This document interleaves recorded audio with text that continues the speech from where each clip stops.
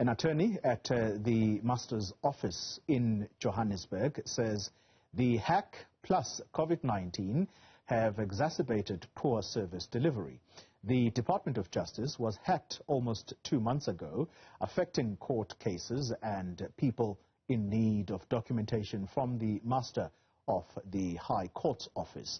Our reporter, Tshegohaco Moagi, is covering this story for us. Tshegohaco, good morning to you. What is it looking like there now in terms of the delivery of such an important service?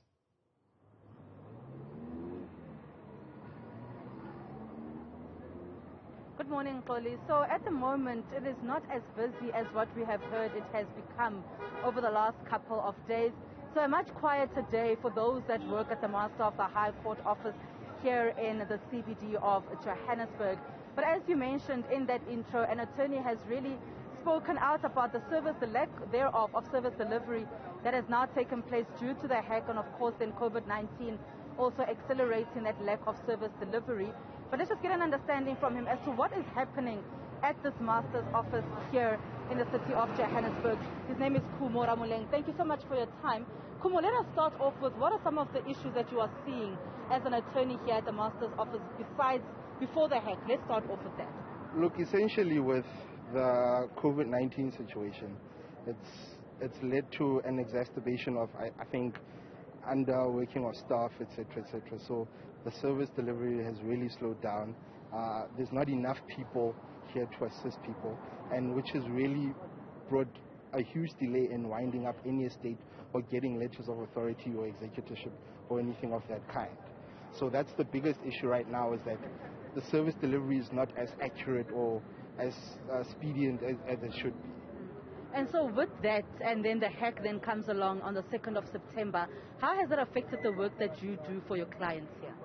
Well, it's very hard to now obtain letters of authority or executorship with regards to new estates and after reporting new estates, because their systems need that to function. And also to get things such as next of kin affidavits, if they can't find the file, they had things scanned onto the system which they could print and then give you those next of kin affidavits and certified copies thereof. So they're things that need the technology to work, which right now are not functioning. So are you telling us then that because of the technology that is needed to work, very few help is being given to people here, that there's nothing manual that can actually be done? Look, there have been attempts by the Master's office to do some manual things, such as examination of L&D accounts, etc., etc. But it seems as though it hasn't been told to the staff as to how that's going to work, because some staff members are able to assist you and some staff members then choose not to assist you. So that becomes then the problem, whereas with your file is lying with somebody else who says, no, because of the hack I can't do anything, then you don't get help. But if your file is lying with somebody who understands that, no, I can view and examine L&D accounts, so I can give you permission to advertise or pay out, then you get assistance. And for your clients, some of them that have had to wait weeks, I mean, we know that this in itself, some of the documentations that a person needs will take a long time to get to a person, and then we get a hack like this that then throws everything off. For your clients, some of them, how long have they had to wait to actually get some of this documentation at the moment? And what is the frustration from your side as an attorney here?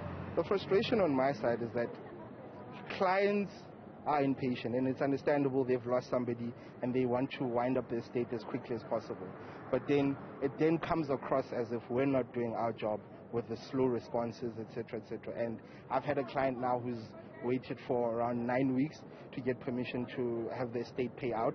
So they don't have that money and they're waiting for that money. So that then creates a delay, that then creates frustration on their side. And you don't want to see that, because this office is very important, as it's the custodian of a deceased estate. So you want people to be able to access funds from their deceased spouses, etc., etc., to be able to feed their families, to be able to pay school fees and carry on with their lives. And what are you then hoping, will happen very soon? I mean, it's been almost 2 months since this hack. COVID-19 has been with us for now over a year. What do you hope will happen soon to fast-track service delivery here? Look, we hope that this shines a light that the Master's office does need a revamp or some sort of governance and some sort of accountability to be brought forward. We hope that essentially what will happen is the Master's office will be brought back to what it was and not what it is now. And it stops the collapse. We hope the hack has taught the Master's Office a lesson that this office is important, and since COVID it's been deteriorating, so plans and changes need to be applied in order for us to be able to do our jobs, in order for people to receive the kind of services they deserve as citizens. Thank you so much for your time, Kumo. Kumo's an attorney here, Xoli, really just giving us details about, the difficulties that they have faced as attorneys and as well for their clients with this particular hack here at the Master's Office, really saying that, there's documentation that is on the system and they cannot get to that documentation because of the hack that has now taken place. People saying, of course, that the system is offline, that there isn't much help that can be given now. So really hoping that things will be different soon for the attorneys here and for the clients and people that we've seen queuing here. Oli? Tshegohaco Moagi, thank you very much for that update.